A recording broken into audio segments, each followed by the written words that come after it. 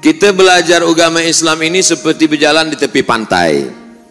Manakala kita berjalan di tepi pantai, mulai masuk ke laut, mata kaki kita tenggelam, kita rasa lebih tinggi, laut itu tak dalam. Makin kita berjalan ke tengah, tenggelam lutut kita, kita mulai merasa kita lebih tinggi, laut tak dalam. Mana sampai dia ke pusat kita mulai berpikir, nampaknya laut ini agak dalam.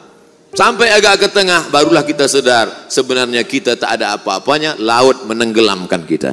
Dulu masa di pondok, masa belajar, itu memegang Bulughul Maram min Adillatil Ahkam bukan main angkuh sombongnya. Sebelah kiri Bulughul Maram, sebelah kanan Subulus Salam. Masya Allah. Tapi manakala sampai ke Kaherah, tengok kitab di rumah kawan, apa nih? Fathul Bari Syarah Sahih Bukhari 1 meter. Oh, aku pun baru tengok sekarang. Dulu bukan main bangganya manakala membawa kitab Jalalain, Jalaluddin Al-Mahalli, Jalaluddin As-Suyuti. Tapi manakala sampai kita tengok kitab besar At-Tafsir Al-Kabir yang ditulis oleh Imam Fakhruddin Ar-Razi, meninggal 606. Sebenarnya kita mesti banyak membaca, barulah kita sadar bahwa kita tidak punya apa-apa. Kenapa Imam Bukhari itu tawadhu? Rupanya Imam Bukhari itu gurunya 2000 orang. Coba kita hitung kira guru kita mula tadika hingga PhD.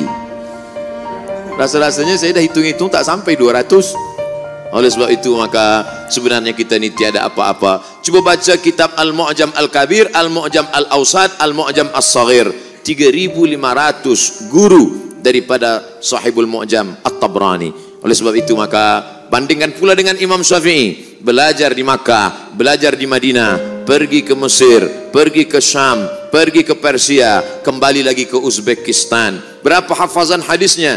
Kata dia sendiri mengaku 600,000 hadis. Orang yang sampai ke makam Al-Hafiz, apa kata Imam Abdurrahman As-Suyuti? Hafiztu mi'atai alfa hadis, law wajadtu aksara min dzalika la hafiztuha. Aku hafal 200.000 hadis. Kalau aku dapat lebih daripada itu, maka aku pun akan hafaz juga. Lalu kita di mana dibandingkan dengan mereka? Hadis kita hanya ada ketika laptop dibuka, laptop tutup, hadis pun hilang.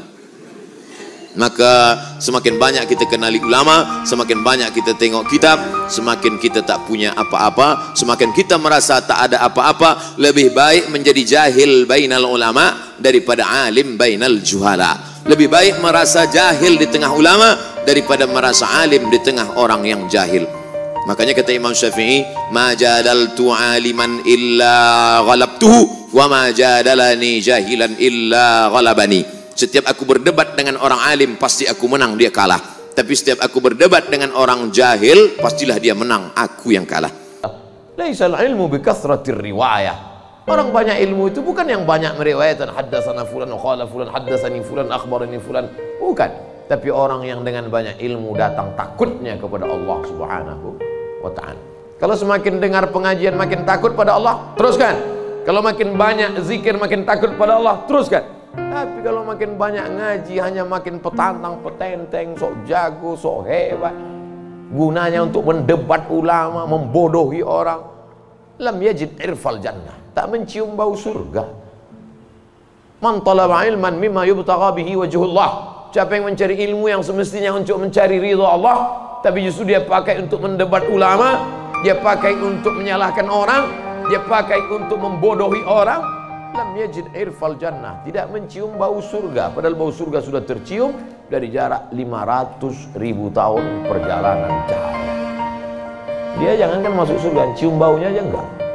Auzubillah.